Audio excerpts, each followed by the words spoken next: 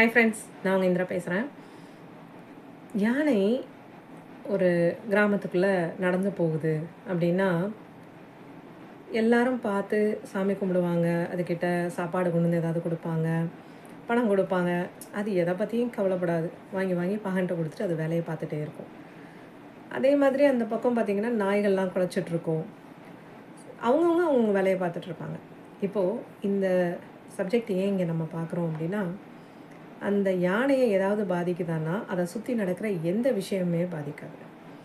அங்கே நாய் குலைச்சிட்ருக்கு, அது தன்னை பார்த்து குலைக்குதா, இல்லை இந்த கூட்டம் கூடியிருக்கிறத பார்த்து குலைக்குதா, அதை பற்றிலாம் யோசிக்கவே யோசிக்காது. அண்ட் அதே மாதிரி இவங்க நம்மளுக்கு சாப்பாடு கொடுக்குறாங்க, இவங்க பணம் கொடுக்குறாங்க, ஸோ இவங்க அதிக முக்கியத்துவம் கொடுக்குறாங்க, இவங்க கொடுக்கல, அதை பற்றியும் அது கவலைப்படாது. அதோட வேலை என்னவோ அதை மட்டுமே பார்க்கும்.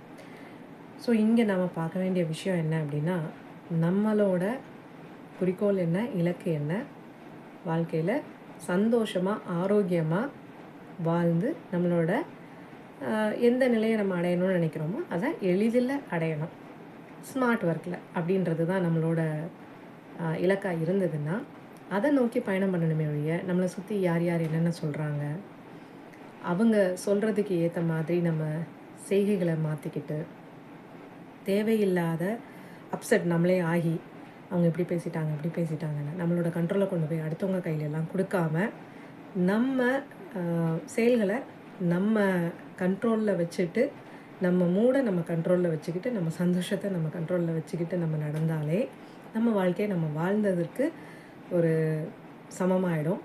ஸோ அதை நம்ம ட்ரை பண்ணி பார்க்கலாம். இதெல்லாம் ரொம்ப ரொம்ப ரொம்ப முக்கியம். ஈர்ப்பு விதிக்கு இல்லாமல் நம்ம அடுத்தவங்கள பார்த்து கம்பேர் பண்ணுறதோ, அவங்க கமெண்ட்ஸை கேட்குறதோ, இந்த மாதிரி அடுத்தவங்கள நம்ம பார்க்க ஆரம்பித்தோன்னா நம்ம எனர்ஜி போய் அவங்களோட எனர்ஜிக்கு என்ன வேணுமோ அதைத்தான் நம்ம ஈர்க்க ஆரம்பிப்போம். அதனால தான் இந்த மாதிரி விஷயங்களை திரும்ப திரும்ப நம்ம இங்கே பதிவு செய்கிறோம். மனசில் அதிகமாக ஆழமாக பதிய ஆரம்பிச்சிருச்சுன்னா அது உங்களுக்கு பழக்கமாயிடும். தேங்க்யூ.